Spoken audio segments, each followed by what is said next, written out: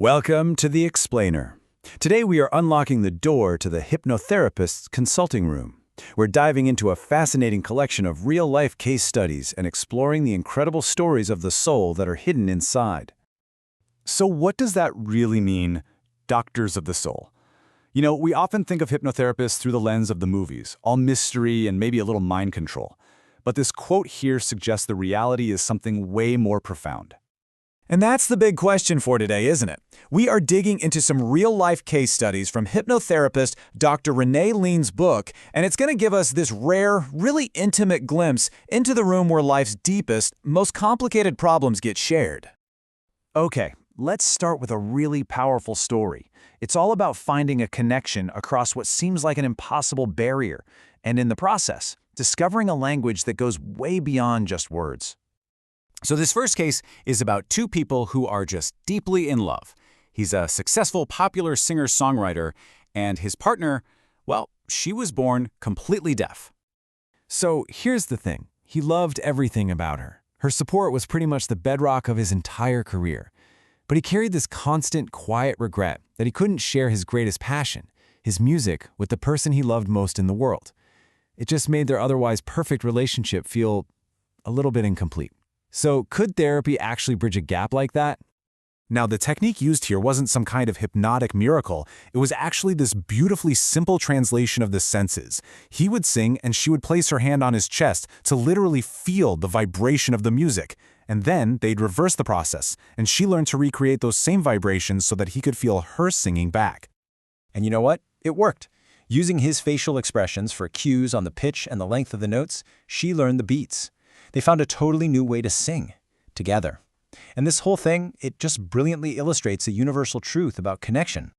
So, the big takeaway here is that true communication, it isn't limited by our physical senses. It's really about the heart that we put into finding new ways to truly reach one another. Okay, let's move to our next theme, and you'll see how this idea builds. A lot of the battles that Dr. Lean sees in his office are internal ones. They're fought over the masks that society asks us to wear, or maybe more accurately, that we force ourselves to wear. Take this case, for example. An officer from the elite Special Duty Unit, the Flying Tigers.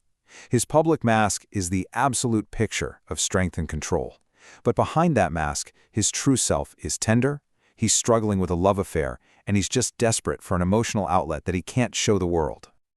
And the author gives us a pretty stark warning right here. He says if we wear these masks for too long, hiding who we really are, day in and day out, we risk losing the key to our own hearts. We can literally forget how to be ourselves. And this challenge, it shows up in so many different forms.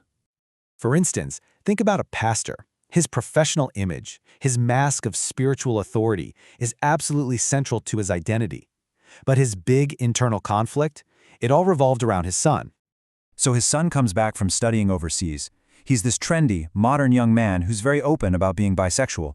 But for the pastor, this was just unacceptable. He couldn't reconcile his son's identity with his public role. He saw it as a threat to his professional prestige. So he began to exclude his own son from his life. And this case really forces all of us to ask a tough question. What rules, whether they're from society or just from ourselves, are we clinging to so tightly that they're actually preventing us from loving and connecting and living to our fullest potential? Okay, so if the problem is this deep disconnection from others and from our true selves, what does the journey back even look like? I mean, where does it begin? Well, according to the author, that journey often starts with a profound, really painful sense of isolation. And he illustrates this feeling with a sequence of really powerful images. It's that feeling of just holding your phone, desperately wanting to connect with someone. And you're scrolling through hundreds of names, but you realize there's not one single person you feel like you can actually reach out to. It's that hope that maybe someone, anyone, will reach out to you first. Only to be met with complete silence. And that feeling of being utterly alone is often the very thing that finally pushes someone to seek help and heal that disconnection. And in the end, the magic of therapy, as these stories really show us, isn't about spells or swinging pocket watches. It's about creating a safe space, a time, a place, a person, where you can finally find that key, take off the mask, and just experience the incredible beauty of being your true self again. And that leaves us with one final provocative question from the author. And it's not just a question for his clients, but for every single one of us watching. Do you remember how?